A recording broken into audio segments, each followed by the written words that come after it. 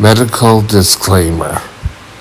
This video is for informational purposes. It does not replace the medical advice of a trained doctor.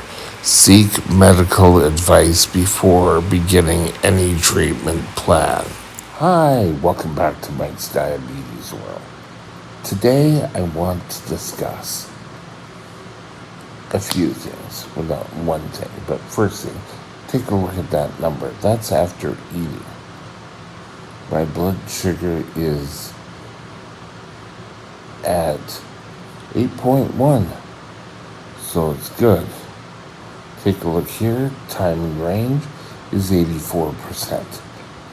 Out of the whole day, my blood sugars have been a good number, 84% of the time. We're only shooting for 70, so 84 is awesome. Which leads me into our next point, or the point for this video, I guess. We're going to discuss ketones. And what exactly are ketones? Back October 77, when I was diagnosed, we had to learn how to do a urine test. And I had this older nurse try to teach me. And at that point, I really wasn't. I was joking, this was fun. I didn't have to go to school. I could learn things and whatever. But I finally had to learn how to do a urine test. Now, back then, there was no such thing as glucometers or doing your own blood sugars. You always had to go get a blood test before you went and saw the doctor. You also had to do 2 urine tests. One was for sugar in the urine. The other one was for ketones. I didn't know what the hell ketones were. I now know that ketones were present when you were diagnosed. So I can remember first sugar, we had a little test tube. We had to do 5 drops of urine to 10 drops of water, and then you put a pill in there, and whatever color it came up was what you put. Ketones, you just took a little drop of urine, put it on a pill, and it changed color. We had to do this 4 times a day. And at first it was fine. You went, you did it. And then it started to be, no, well, you have to do 2 voids. I mean, you're trying to get ready to go to school and everything, or work now. But it was a pain. Now we have blood tests. This was even before they brought out the dipsticks. And a lot of times we test using dipsticks. And there were some that had both on it. So, but what are ketones? Well, we know that any food we take gets converted into glucose. Insulin opens up the cell and allows glucose in, and your body uses glucose for fuel. Yeah, wonderful. The problem comes when you don't have enough insulin. Well, your body still needs fuel to go on its merry way. So it starts to convert your fat into energy. Now, we're not talking about the keto diet, and this is two different things. One can promote weight loss, the other is a medical emergency. If you start going into DKA, and you'll know more than likely when you're starting to produce ketones. For me, I get a very metallic taste in my mouth. Also, chances are, if you're unable to keep anything down, that's another sign that you probably have ketones. You should invest in a ketone meter, and if you are over, for us, what is it, 33.3, you should definitely do a ketone test. And they're pretty much follow the screen. They're pretty easy to do it. So I'm sure your endocrinologist, your family doctor, or your diabetic nurse can get you a ketone meter. I use it. Now, I don't use it too often. I use it now. I think I've had it twice. My doctor, when I first went over to emergency, asked me, well, did you do a test? How high are your ketones? And I said, I don't know. They did a sugar test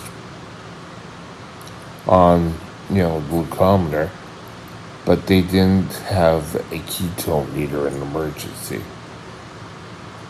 They did a shot, and it came back super high blood, large amount of ketones, and I was pronounced to have DKA. So DKA is when your body converts fat into energy. The byproduct of this is actually ketones. Now, if you start going super high with ketones, you'll start feeling sick. And the best way I can describe it is that you have the flu without the fever. You are sort of, I don't feel well, and you throw up. And you'll feel better for a bit. And then it's your body trying to get rid of the excess sugar. If you have too much ketones in your body, is it osmosis? Your body will be pulling out potassium, so you'll have a I forget the word of it, but as your blood sugars come back and you have insulin, all the potassium goes back into the cells. Human body is a wonderful thing. So, if you're suspecting that you have ketones, you need to do a test. You need to talk to your doctor. If you don't have a testing device, you can use urine. The urine test strips are less accurate. You get better results with the ketone meter. I don't think there's really a ketone meter that does both on the same test strip. The meter I have now is a freestyle, and I can't remember which one it is. I think it's maybe called Duo, but anyway, it will read what strip you put in. So if you put a glucose strip in, it will read glucose. If you put a ketone strip in, it'll read ketones. The device itself is going to use a lot more blood than you're used to. For glucose, it's usually a very small finger prick now, and you can get the amount of blood. You need to get a really big drop and utilize that amount.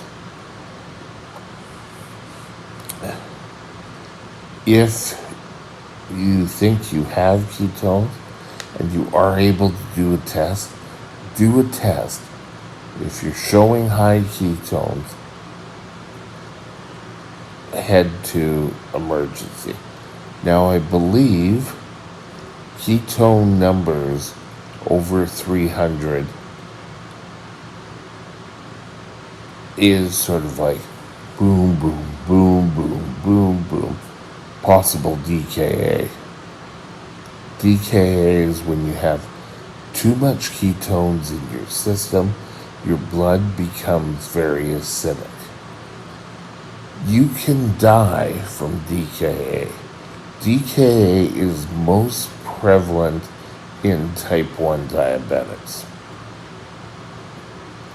Type 2 have their own, but type 1s, if they don't get their insulin properly, can head into DKA really quickly.